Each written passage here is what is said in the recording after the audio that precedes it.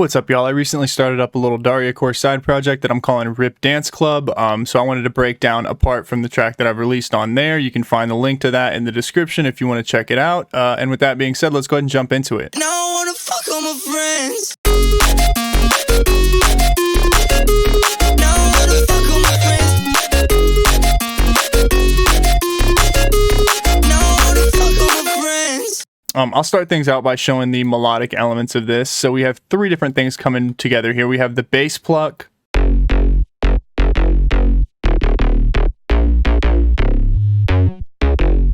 then we have this distorted lead,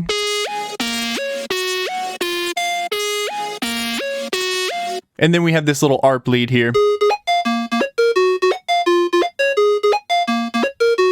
that, as you can see, follows the same pattern as the distorted lead does, but just has these little leading notes going in before the next note starts. So let's go ahead and move into our sound design here for our first thing. That's going to be this bass patch. So I'm using a fruity layer. If I show the children here, it'll show. If you select a couple different instruments, set children, one MIDI note will play all these different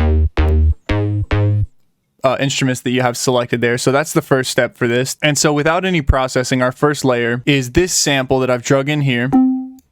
And then I kind of clip the front of that off with the sample start knob. Then I change the stretch mode from resample to stretch, which just means low note and high note are going to be the same length. Then I've gone in and I've put a volume envelope on here. The sustain is all the way up. Decay doesn't do anything. And then the release is just giving a little tail to it if there's still some sound left. Then I have mono turned on here with a slide rate of 6, which just will let it bend between notes. So going into my effects, first I put an OTT on it, which is kind of making it really clicky, and also bringing up my mid and high frequencies here. Then I have a stereo shaper. So without it on, we're pretty side heavy, but we also have a little bit of mid in there. And then when I turn it on, as you can see, it's even wider now. And so the reason that's happening is that we have our left being sent into our right ear inverted, right? So if it's up, it's in the same configuration, but it's down, so it's going to be inverted. And right into left in the same sense. And the reason for that is if you have these also set to here, then it's inverting the signal into the opposite ear, which is going to remove your mid channel. And that's the easiest way to do that in FL Studio. So I didn't want to completely remove my mid, so I just turned my mid down a little bit, which is leaving some of those mid frequencies in there. So next we have a distortion. Really roasting the mids there. Filter cuts turned down, kind of remove some of the clickiness, and then the asymmetry is also turned on to stereo mode,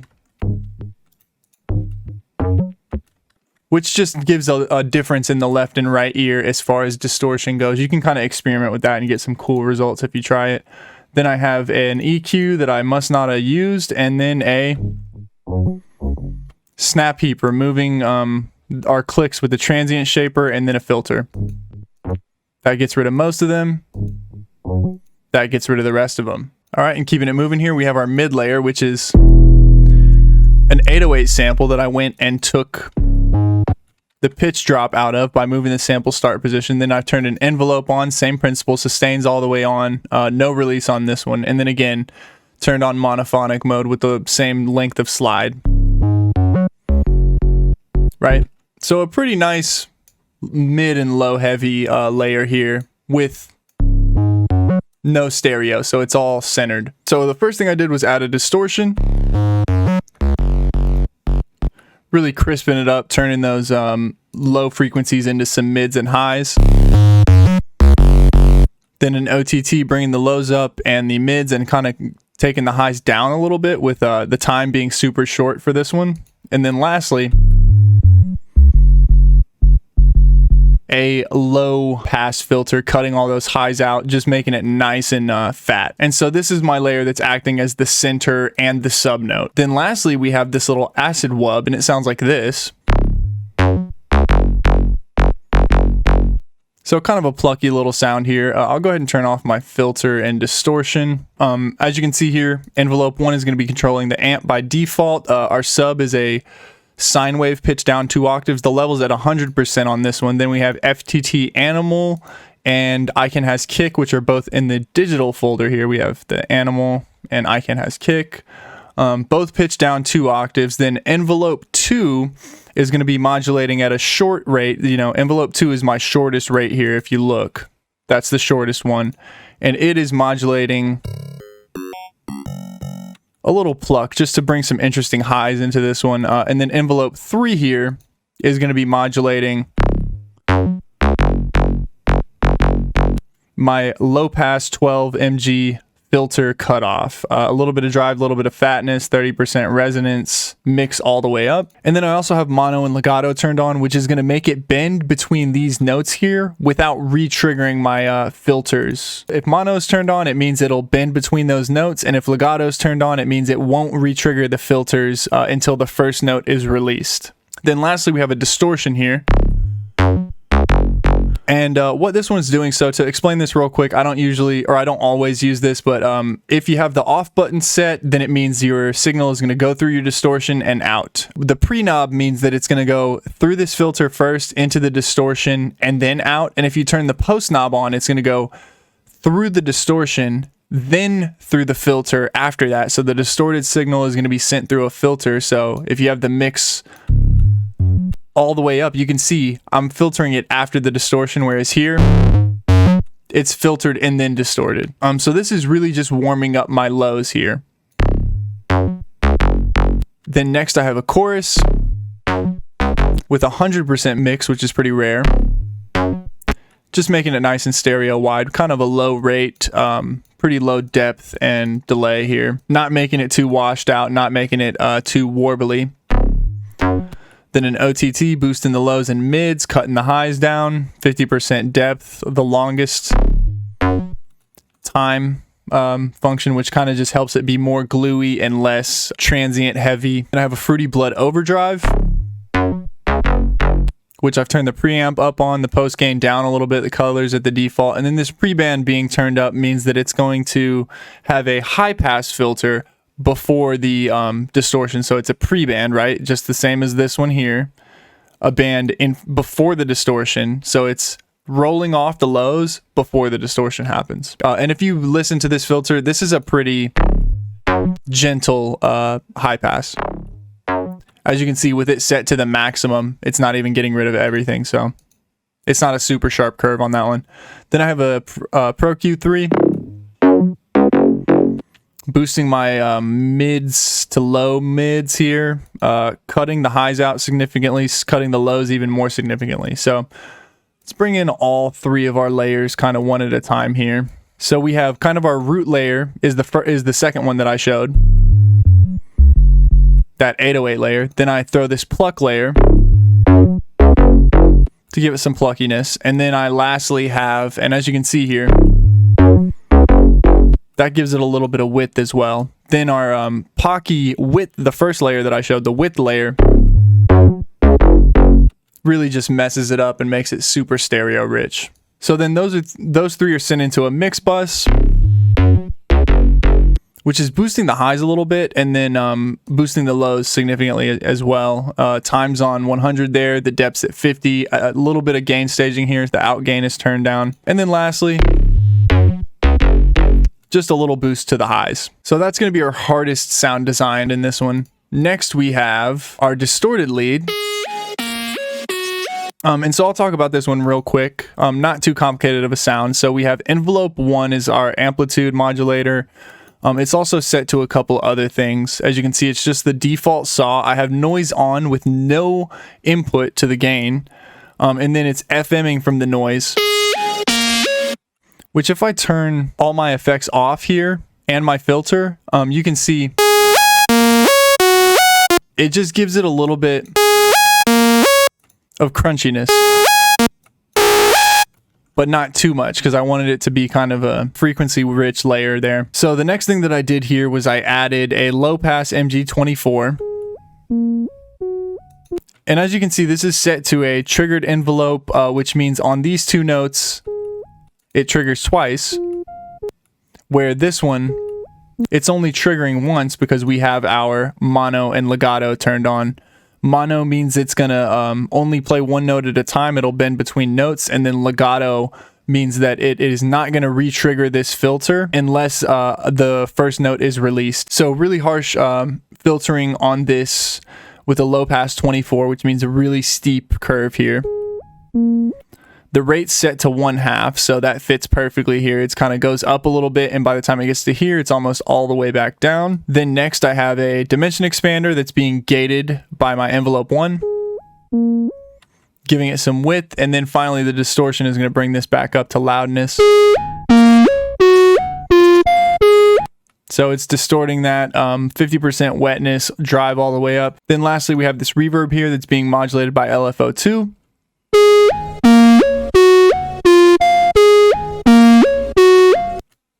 And as you can see, it's just kind of rising into the second notes there that happen. It is set though to not to envelope mode, because if envelope mode was on, it would re-trigger on these two notes that don't bend here. So I don't have that set to on. It's set to sync with the host instead of with the notes that happen. And then lastly, I've put this little envelope 1 gate onto the auxiliary source here, which just means if the notes aren't playing, the LFO isn't going to be running, so it's going to be defaulting at 0.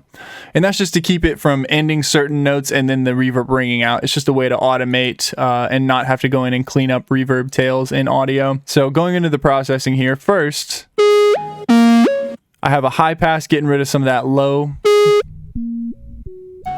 noise that's coming in there. Then I have an OTT cutting the lows down, boosting the mids, keeping the highs pretty regular. Depth all the way up on this one, which is rare for me.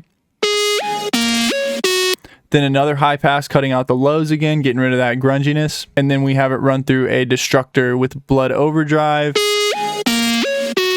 really brightening it. Then another high pass just to make it fit with my bass pluck that's going on. Then my last sound here is going to be the ARP.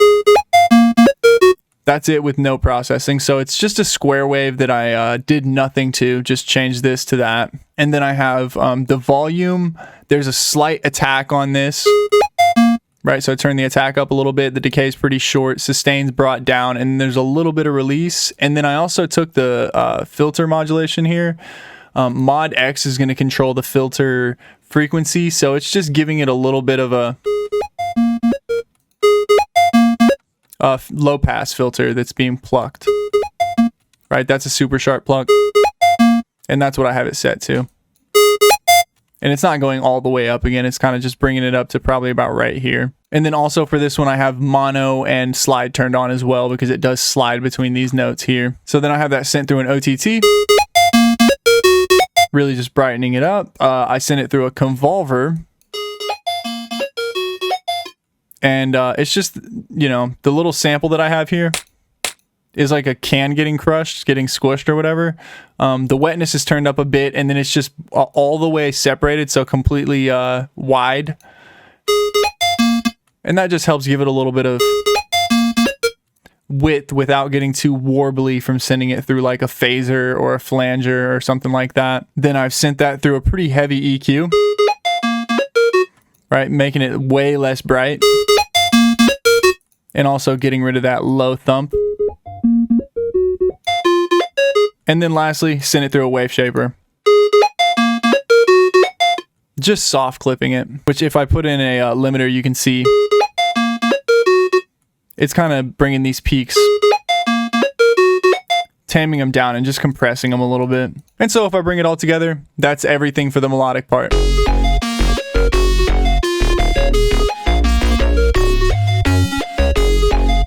Right, and you've heard that already, so I'll go ahead and move into the drums here. We have a couple different things coming together. It's a pretty quick little hat pattern.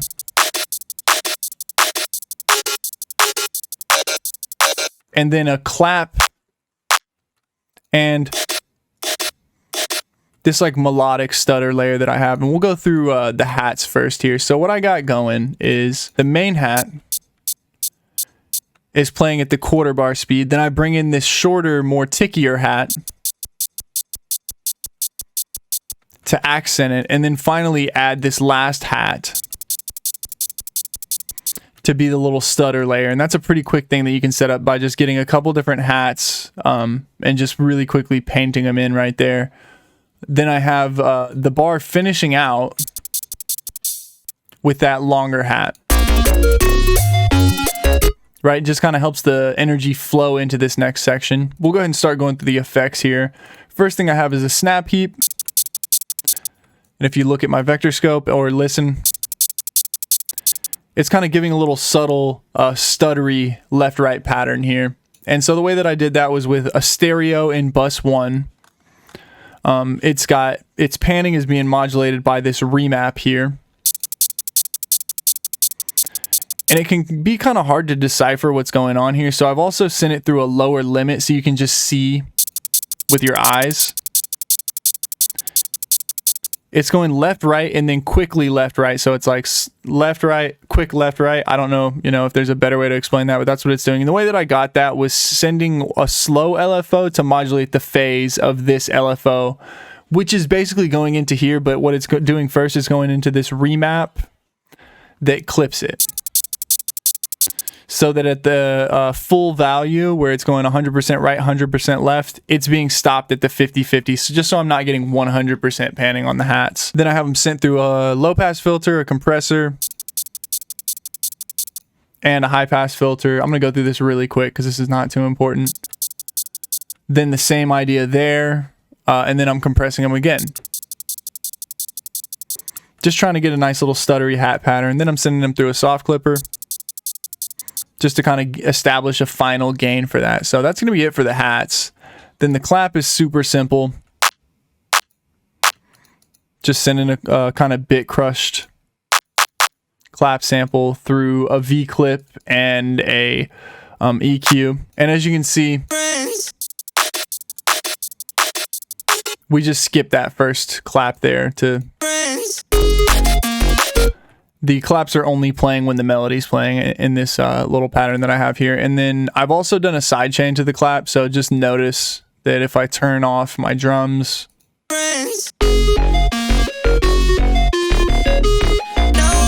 there is a little slight sidechain that's only affecting this mid band here.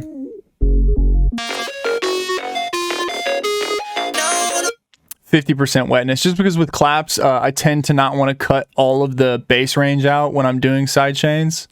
It'll just make them sound, it works sometimes, it doesn't others. So this was a case where I felt like it worked to cut my side chain up. So then lastly, to finish this one, we have this little sound here. So let me turn off all my effects and you can see these clips are just something that I pulled out of an effects session.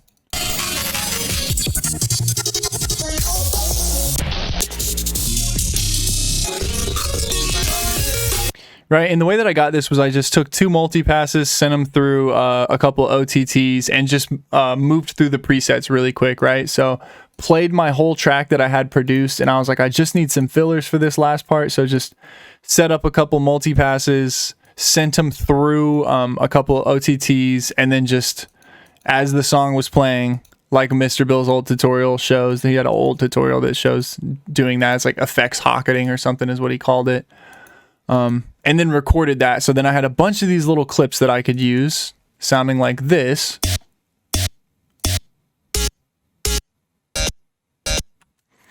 And so then I've just done a couple things to kind of accentuate this. The first thing I did, I sent it through the downspeed convolver, which is just kind of making the width a little bit more uniform on these. And a little less punchy, right? Because it's sending them through the same convolution source, so the stereo width is always going to be the same there. Now I have the mix at 50%, and I've stretched it way down, shortened it, right? So it's not going way too far in the length. Then next I sent it through an EQ, cutting the lows out there, and then an OTT, boosting the mids and cutting the highs down. Super short time on this. And then lastly,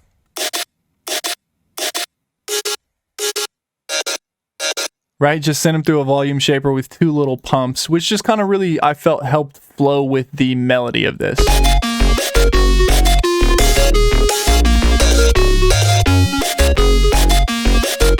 Right, kind of turns it into almost like a little percussive melodic element. And yeah, with that, that's going to do it for this one, y'all. Hope you found something useful out of this one. Please do go check out that side project, SoundCloud link in the description for Rip Dance Club. The whole track's quite a bit different from this, so... Hope you enjoyed it, and I will see y'all in the next one.